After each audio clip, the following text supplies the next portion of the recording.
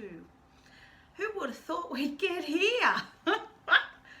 I've had a great week watching your virtual concert entries, and I'm looking forward to being able to post that towards the end of this week.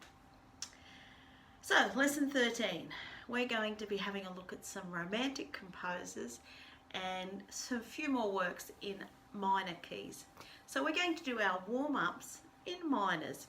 So over to page 37, and we're doing 179, which is the natural minor at the beginning, and then you can see in the second half that they've added a raised seventh in the scale, and this becomes a harmonic minor.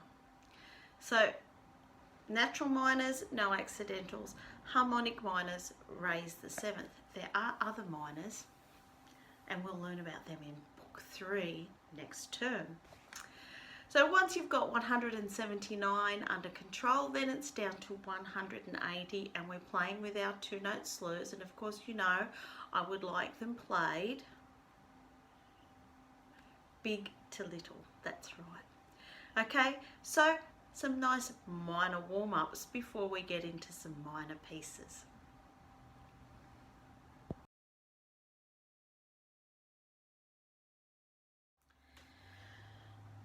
So here we are on page 30, and at the top of the page you'll see that we have a lovely yellow box that is explaining to us how the placement of semitones moves between major,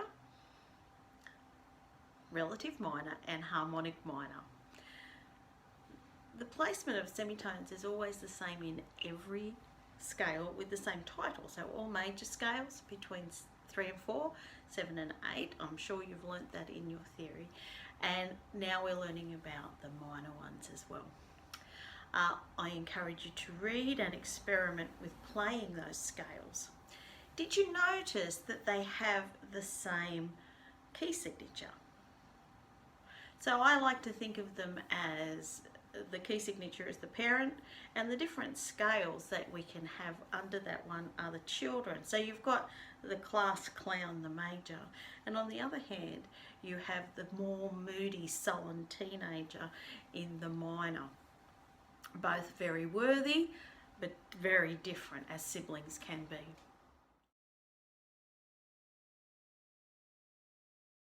(144) is the natural minor scale, which you have already played but not with this rhythm. 145, and we have a beautiful piece by Dvorak.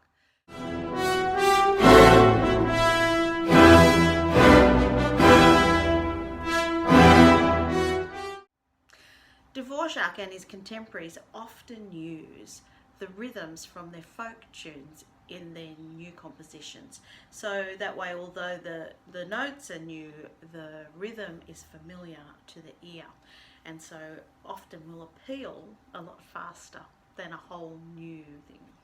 So I'd like you to look at this song and see if you can hear it before you play it.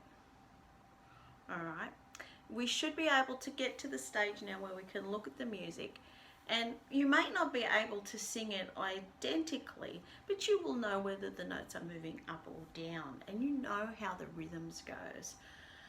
Yum, plum, plum, fresh fruit, yum.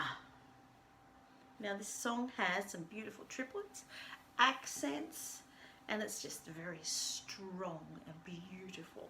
And I know you're going to love to play it. The finale from the New World Symphony by Dvorak.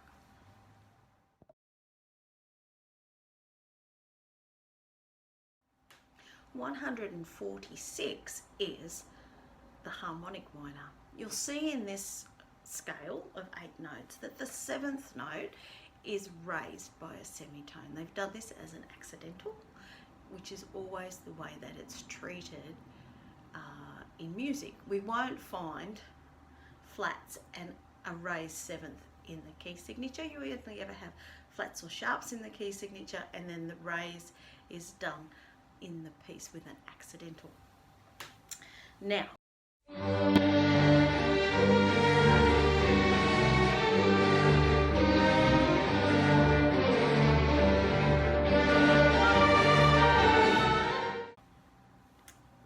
147, the Hungarian dance number 5. Did you know that Brahms wrote 21 Hungarian dances? They range between 1 and 5 minutes and they're all fast and, you know, very, very user-friendly. Written for a variety of instruments, small orchestral works, chamber music, 4 pianos, violin. So he wrote for a lot of different people, but yeah, the 21 of his Hungarian dances, and this is number 5, and probably I would say the most well known. He was a German composer, Brahms, and considered one of the 3 big B's in music composition. There was the one who had lots of children, his name, you remember? Bach, that's right, Johann Sebastian. Number 2 came from, so Bach was in the Baroque period. In the second period of classical, we had, you know, the guy who went deaf, that's right, Beethoven. And the third one is Brahms from the Romantic period. He was born in 1833, all right, and a very accomplished composer in his day. Now, when you are playing your Hungarian dance, I want you to make sure that you hold those dotted quarter notes for their full value. I have heard in some of your recordings when you're trying to play Allegro that you are shortening the longer notes. They all have to have their full value. So it's going to go fresh fruit, plum, mango, yum. Fresh fruit. So it's almost 2 counts, 1.5. But think about it getting up to 2, and then it will have a lovely lilt to it. All right, so that is the Hungarian dance number 5 by Brahms. What year was he born? 1833, that's right. I wonder what's next. So now it's 148, Pomp and Circumstance by Elgar.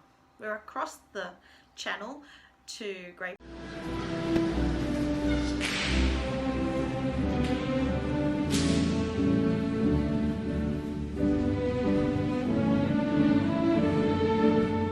Britain, where we have Elgar, born in 1857.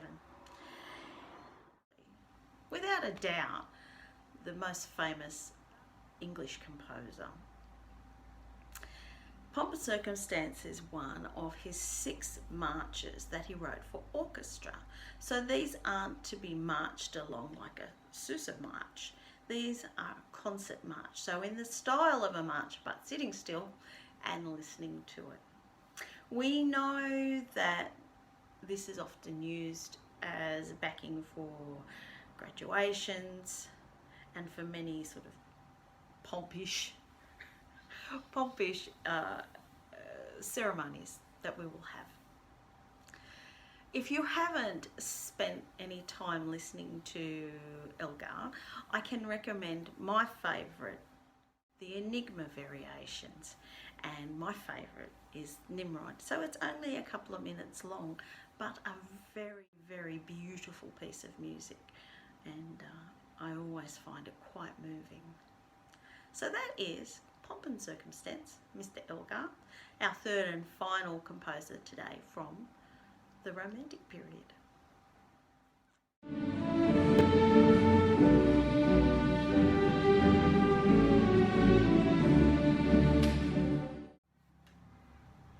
So, our theory this week is more of an improvisation / theory, and we're going to turn to page 44 where it says creating music. Theme and variations is a technique used by composers and arrangers to create interesting musical ideas that are varied from the established melody or theme. Play the following theme and 2 variations to hear how the arranger has created new phrases based on the original melody. Oh gosh, it's nearly lunchtime. Now, do you remember the song that we had previously with theme and variations in book 1? It was based on Twinkle Twinkle Little Star, wasn't it? All right, so this is the same thing, but it's done on the tune of Simple Gifts. Da da da da da da da da da da da da da da da da da da da. Now variation 1, you should be able to still hear it. I wonder if I was in the right pitch. Oh, no, I was singing it in concert and this is B flat. Anyway, I'm going to play for you the second one because I don't think I can sing that high. So this is variation 1 and it goes like this.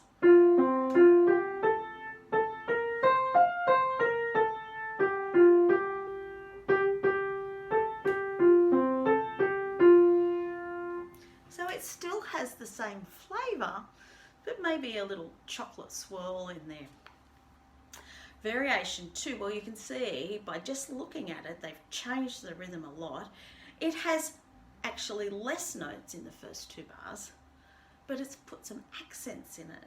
So, I don't know, it might be like chopped chip with popping candy. Yeah, maybe popping candy. We've got some pineapples back there. All right, so this one will sound like this.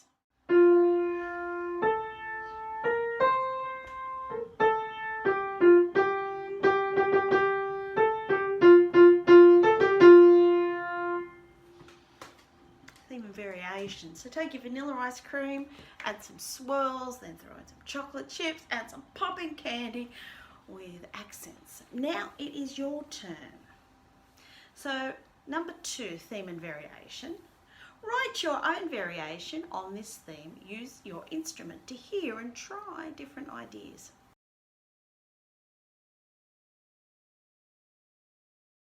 Susanna. Now this is like when we did improvisation. There is no right or wrong answers. They have given you some guidelines by already putting out the bars. You'll notice there's an anacrusis. You'll need to have 4 beats per bar and that will make it sound correct. If you want to have less than that, then you'll need to change your time signatures. Oh Susanna is a song that we know. And I expect that you will be able to have some fun with this. I come from Alabama with a banjo on my knee. I'm going to Louisiana, my true love for to see. It rained all night. All right, so I would like to hear your variation, the theme, and then the variation. And if I could see how you've written it out, and I'll check that you've written it the way you've played it.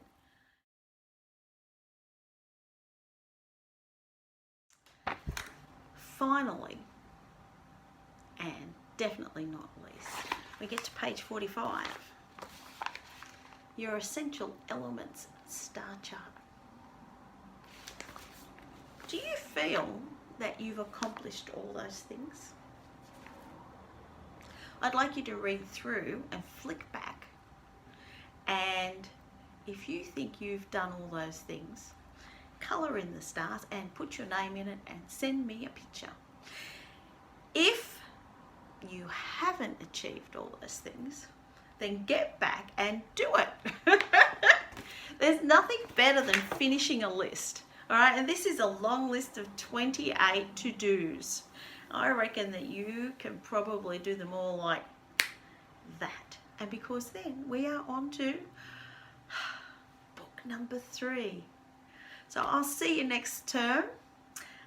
Stay safe in the holidays, wash your hands, remember 1.5 meters, and fingers crossed we'll be back at the hall. Bye.